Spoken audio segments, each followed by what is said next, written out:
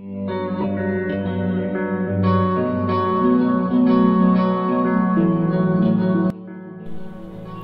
दोस्तों, कैसे हो आप सब। आई होप आप सब ठीक होंगे और हम भी ठीक हैं। अभी सुबह के करीब 3:30 बज रहे हैं और हम गोपेश्वर से थोड़ा आगे की तरफ निकल चुके हैं। पिछले एपिसोड में जैसा कि आपको सुबोध ने बताया था कि आपको कैसे अपने ट्रैवल को उसकी प्लानिंग करनी चाहिए, कैसे प्रिपेयर करनी चाहिए उसको, तो उसके ही अनुसार हम सुबह करीब 3 बजे निकल चुके थे गोपेश्वर से।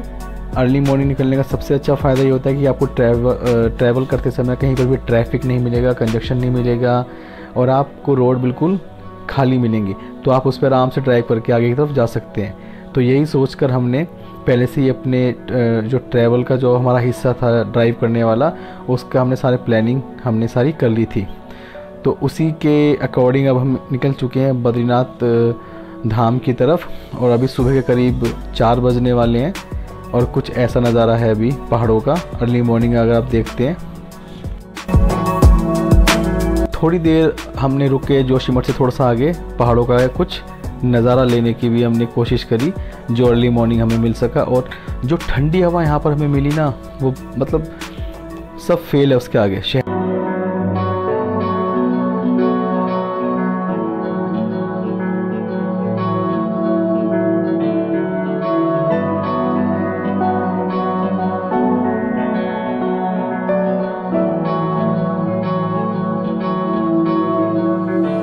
बद्रीनाथ वैली इतनी खूबसूरत है कि आप यहाँ पर बिना रुके रह ही नहीं सकते। हमने भी कुछ पलों के लिए अपनी गाड़ी को रोककर यहाँ पर जो प्राकृतिक सुंदरता है उसको कैमरों में कैद करना चाहा, लेकिन हम जो अपनी आंखों से देख रहे थे उसको हम बयां ही नहीं कर सकते। अगर आप भी जाते हैं बद्रीनाथ धाम की ओर तो कुछ पल रुककर यहाँ के प्राकृतिक नज़ारों को देखना बिल्कुल भी ना भूलें। बद्रीनाथ जाते समय अभी कई जगहों पर लैंडस्लाइड होने का बहुत ज़्यादा खतरा रहता है। इसकी वजह से कभी कभी यहाँ पर मानसून में लैंडस्लाइड होने पर गाड़ियों का लंबा जाम लग जाता है। भाजपा जी, कैसा लग रहा है आपको ये खतरनाक रास्ता पार करने के बाद? वही रास्ता भी खतरनाक है और ट्रैफिक भी बहुत है और लगभग हम 6 बजे से 6 बजे से हम लगे हुए हैं, लेकिन लगता है कि कामयाबी मिलेगी, जल्दी मिलेगी। काफ़ी लंबा ट्रैफिक लगा हुआ है, लेकिन मौसम बहुत खुशनुमा है, ठंडा है पूरा। और कहीं कहीं पर सिंगल रोड होने की वजह से एक तरफ की गाड़ियों को काफ़ी लंबा इंतज़ार करना पड़ता है। रास्तों में कहीं कहीं पर स्कूल के बच्चे हमें देखकर और हम उनके बचपन को देखकर बहुत खुश हो रहे थे, जिससे ये सफ़र और भी रोमांचक हो गया। कहीं कहीं पर तो हम बिल्कुल पहाड़ों के नीचे से ड्राइव करते हुए एक संकरी रोड पर आगे बढ़ रहे थे।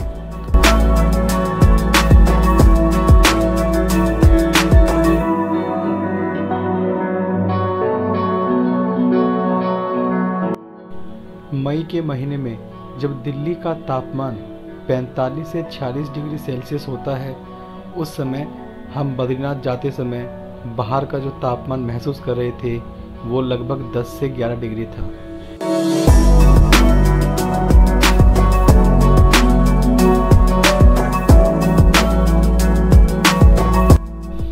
बद्रीनाथ जाते समय रास्तों में कुछ मोड़ ऐसे हैं जिसमें आपको एक्सट्रीम लेफ्ट पर होकर ही ड्राइव करनी है।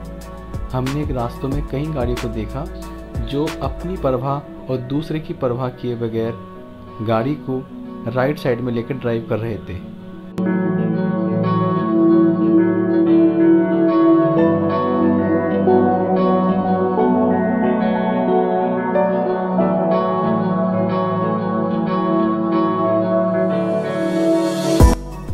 बद्रीनाथ धाम से कुछ किलोमीटर पहले ही प्रकृति की सुंदरता को देखने के लिए हमने अपनी गाड़ी को रोक दिया और जब हमने अपनी नज़रों को चारों ओर घुमाया तो हमने देखा इतने बड़े ऊंचे बर्फ़ से ढके पहाड़, हरियाली और नीचे बहती हुई नदियाँ।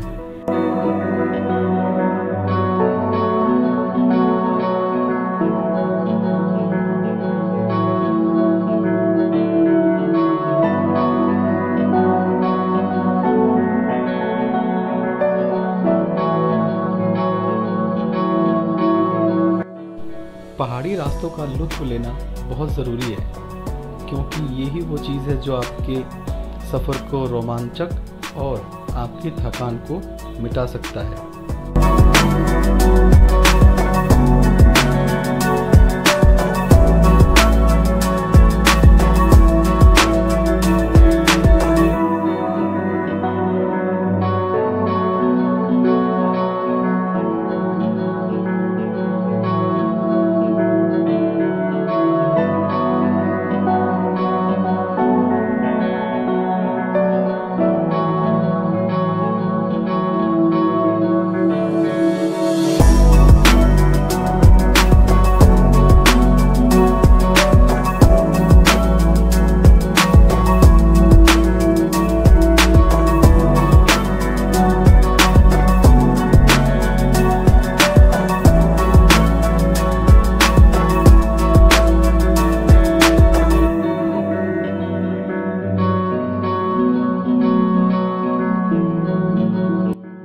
दोस्तों, अगर आप भी कभी उत्तराखंड में चार धाम के दर्शन करने के लिए आते हैं या फिर कोई ट्रैक करने के लिए आते हैं जो काफ़ी लंबा है और उसमें काफ़ी समय लग सकता है आपको, और अब ये जो सारा शेड्यूल आप बनाते हैं अपनी गाड़ी के साथ ही बनाते हैं कि हम अपनी गाड़ी लेकर जाएंगे उस पूरे शेड्यूल में ट्रैवल करने के लिए, तो आपको यहाँ पर किन किन चीज़ों का ध्यान रखना है, आपको अपने साथ कौन कौन सी चीज़ें लेकर जानी है और क्या लेकर नहीं आना है, और गाड़ी के रिगार्डिंग आपको गाड़ी के इसमें किस किस चीज़ का ध्यान रखना है, गाड़ी को हिल एरियाज़ में लाने से पहले उसका कैसे चेकअप कराना है, और आपके पास क्या क्या सामान होना चाहिए ट्रैक करते समय, वो सारी चीज़ें क्या होंगी, इसके लिए मैं अलग से एक सेपरेट वीडियो बनाऊंगा जिसमें मैं आपको बताऊंगा इसके बारे में कि आपके साथ क्या क्या सामान होना चाहिए और आपको किन किन बातों का ध्यान रखना है अगर आप हिल एरियाज़ में ट्रैवल कर रहे हैं तो।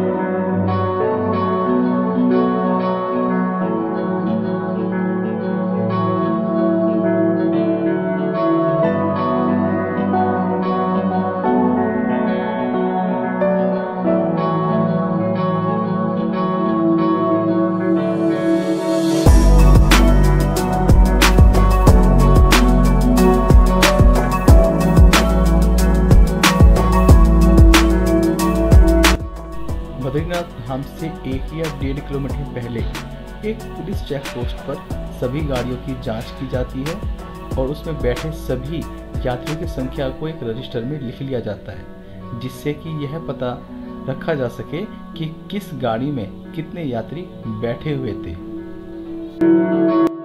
दर्शन करने के बाद वापस आते समय भी ये पुलिस चेक पोस्ट ये जांच करती है कि इस गाड़ी में उतने ही यात्री हैं या नहीं है।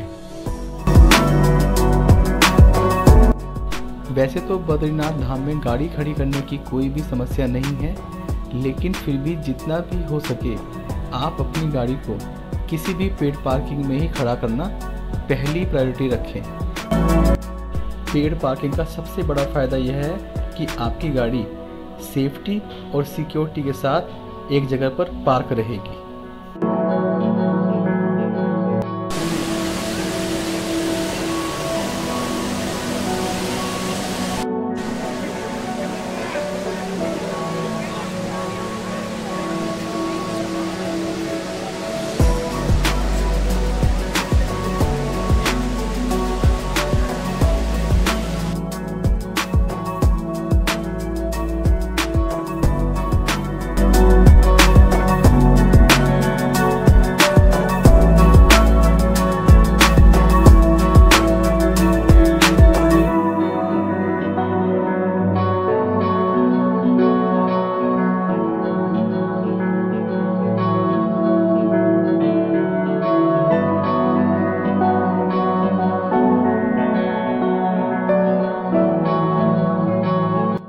कोरोना जैसी महामारी से 2 साल बाद राहत मिलने के कारण बहुत से श्रद्धालु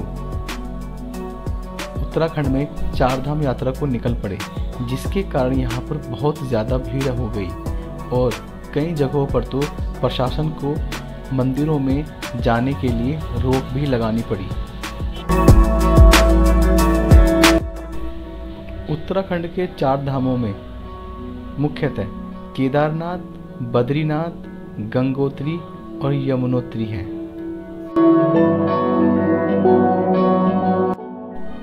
बद्रीनाथ धाम 2 पर्वतों के बीच बसा है। इन्हें नर नारायण पर्वत कहा जाता है। कहा जाता है कि यहाँ भगवान विष्णु के अंश नर और नारायण ने तपस्या की थी। यह मंदिर समुद्र तल से 3133 मीटर की ऊंचाई पर स्थित है। इसी कारण यहाँ पर ठंड बहुत ज़्यादा होती है। बद्रीनाथ धाम छोटा 4 धाम भी कहलाता है। यह हिंदुओं के 4 धाम में से एक है।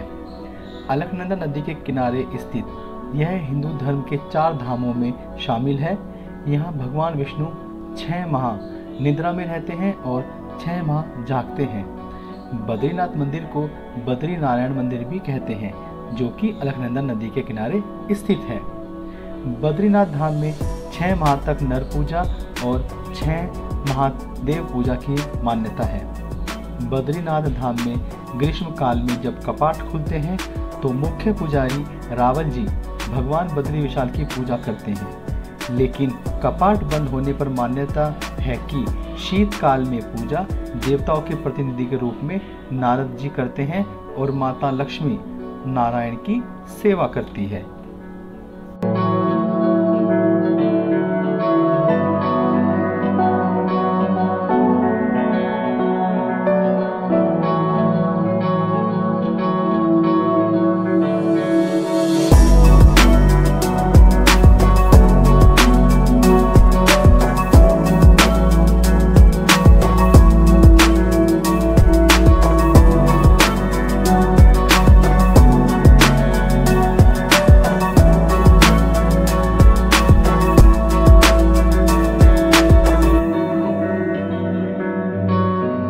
सुबह 3 बजे करीब गोपेश्वर से निकले बद्रीनाथ के लिए। रास्ता बहुत ख़राब था, बहुत जगह ट्रैफिक लगा हुआ था। तो अभी हाल फिलहाल का जो अपडेट है वो ये है कि हमने बद्री विशाल भगवान विष्णु के दर्शन कर लिए हैं और अभी हम एक साउथ इंडियन रेस्टोरेंट में बैठे हैं और यहाँ पर हमने ऑर्डर किया है कि वो खाना आ रहा है। और मौसम बहुत अच्छा है, यहाँ पर धूप खिली हुई है और बर्फ़ भी पहाड़ों पे गिरी हुई है।